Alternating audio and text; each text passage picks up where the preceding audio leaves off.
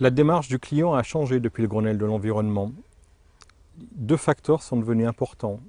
Le premier, la santé. Le second, les diminutions de charges. Donc une maison bien isolée consommera forcément moins. Donc le client fera des économies. Des outils comme l'Internet, les médias lui permettent d'avoir déjà des a priori ou des envies de choix.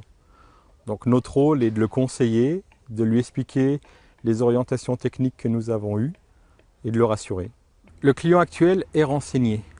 Donc il a un souci de connaître sa consommation d'énergie. Donc il veut des maisons parfaitement isolées, qui soient le moins énergivores possible et le moins dépensières possible. Donc nous devons pour cela lui justifier nos choix. Le client devient technicien. Il est très soucieux des matériaux que nous allons utiliser, à l'écoute de nos arguments techniques, prêt à payer un petit peu plus cher de manière à avoir une maison ou un bâtiment le moins énergivore possible.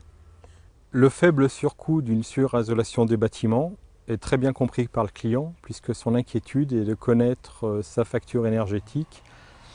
Et quand on regarde l'évolution du prix du carburant, du pétrole ou d'autres combustibles, on ne sait pas où on va demain.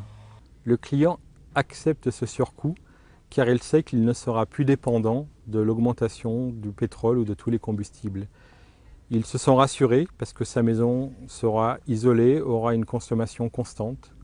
Ne sachant pas ce que coûtera l'énergie en 2012, une maison construite en 2008 au standard BBC est forcément signe de qualité, un investissement patrimonial, je dirais qui peut être aussi familial et qui permettra surtout aux clients d'avoir un argument, c'est « j'ai consommé tant ».